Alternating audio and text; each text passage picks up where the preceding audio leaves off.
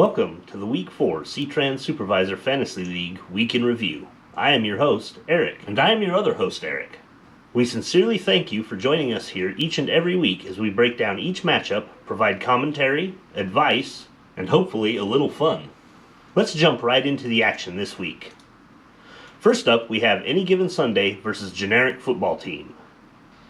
Any Given Sunday was finally able to snap their losing streak this week at the expense of the Generic Football Team. Dak Prescott led the way for Any Given Sunday with 35.02 points. A modest showing from the remainder of his roster was enough to keep the Generic Football Team at bay. The GFT was unable to capitalize on a 27.8 point performance from wide receiver Terry McLaurin, in large part due to rostering Tyson Williams, who was a game day scratch. The goose egg for the GFT in the RB2 slot helped them post the lowest team score this week. Moving forward, the GFT must do a better job of keeping abreast of game day player decisions if they hope to make a playoff run. Final score here was Any Given Sunday 129.42, Generic Football Team 109.89. This is the first week this season in which every team was able to beat the 100-point mark. Next up for Any Given Sunday is South Division powerhouse Wu-Tang Cash, while the Generic Football Team will see action against Team Deathridger. Next, we have Sandlot Turf Burns versus Washington Fantasy. Sandlot Turf Burns, the only winless team left in the league coming into Week 4, came into this matchup with a chip on their shoulder, while Washington Fantasy was hoping to cleanse last week's loss from their palate. Unfortunately for Washington Fantasy, they came up short. Cordarrelle Patterson came out of nowhere and put up a monster performance, scoring 38.6 points on 34 yards and 3 receiving touchdowns.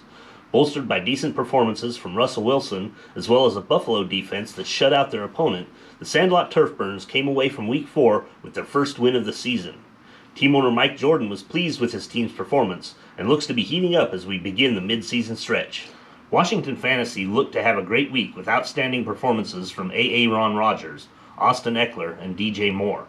Unfortunately, sub-10 point performances from 3 others on the roster proved costly. Final in this match, Sandlot Turf Burns 135.76, Washington Fantasy 117.72. Week 5 will see Sandlot Turf Burns meet up with Team Scott Scott, while Washington Fantasy looks to improve against North Division leader Stars and Stripes. Our third match this week was Team Scott Scott versus Team Deathridger. Team Scott Scott was looking to stack back-to-back wins and improve their standings in the North Division. Team Deathridger, coming off a commanding win last week, was looking to do the same. Team Scott Scott, led by a 33.7 point performance from Deebo Samuel, captured the victory here and was able to vault into second place in the North Division. Team Deathridger lost Logan Thomas to a hamstring injury in the first quarter and was unable to overcome his 0-point performance, even with 20-point-plus performances from Josh Allen and Ezekiel Elliott. At the end of regulation, Team Scott Scott gains the victory, 123.32 to 110.52. Next week, Team Scott Scott hosts the Sandlot Turf Burns. Team Deathridger takes on the Generic Football Team. Our penultimate matchup here in Week 4 was Team Marty versus Stars and Stripes. Stars and Stripes owner Mike Frazier was sweating after Sunday's contests were over. Still trailing by more than 30 points, he needed all 3 of his Monday night players to show up in order to remain undefeated. Justin Herbert scored 27.28, while Darren Waller posted 13 points, as Stars and Stripes retained their winning streak despite dropping 48.11 points off of last week's performance. This matchup also finished the week with the smallest margin of victory at 11.45 points. Team Marty, despite improving their scores for 2 weeks in a row, was just unable to hold on as Stars and Stripes wins this one, 122.93 to Team Marty's 111.48. Next up for Stars and Stripes is a possible trap game against Washington Fantasy, while Team Marty will see action against the mighty South Division leading Rebel Scum. We now move on to our weekly $5 contest. Our Week 4 contest was highest scoring starting tight end. With 16 points, Jared Cook of the Generic Football Team was just able to get by some pretty stiff competition. Congratulations to Randy. Next week's competition will be highest scoring starting kicker. Good luck, everybody. Now we take you to this Fantasy News special report. Hot dog, it's Week 4. Hot dog, your team didn't score. Hot dog, you made bad moves. Hot dog, hot dog, hot diggity dog. Hi, everybody. I'm Frank, the Fantasy Football Wiener. I really relish the opportunity to bring you this segment. I've been working my buns off going through rosters to find these Week 4 wieners. These decisions really were the worst. The generic football team's Tyson Williams was a game day scratch, scoring 0.0 points in the RB2 slot.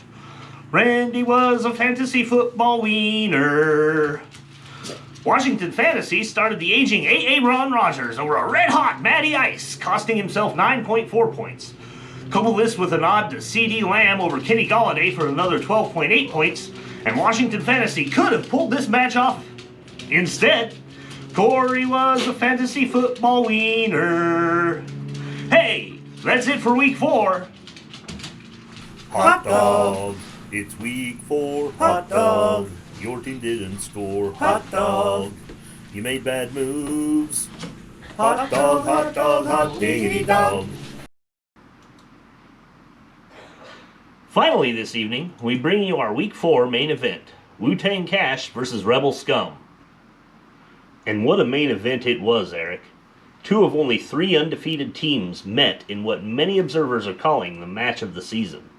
For much of the early Sunday games, Wu-Tang maintained a sizable lead over Rebel Scum, topped by a mega 42.22 point performance from quarterback Patrick Mahomes. Unfortunately for Wu-Tang, most of Mahomes' strikes came while throwing to Rebel Scum standout Tyreek Hill, who managed 43.1 points to lead his team. Rebel Scum improved 32.88 points over last week to lay down a league-leading 48.8 point beatdown on the previously undefeated Wu-Tang Cash. Final in this barn burner, Rebel Scum 152.52, Wu-Tang Cash 103.72. Rebel Scum looks to remain on top as they travel to Team Marty, while Wu-Tang seeks a vengeance win from any given Sunday. That's it for this week's edition of the Fantasy Football Breakdown. The action is heating up, and your league commissioners hope that you are all having a great time. Remember to stay on top of those lineups and check the scratch lists an hour before game times, typically at 8:05 and 12:05 each Sunday. Having injured, non-starting players on your starting roster can easily cost you a win and change the playoff scenario immensely. Have a great week, everybody. Good luck to all but Veronica, and remember, here at Fantasy Football News, we're better than you.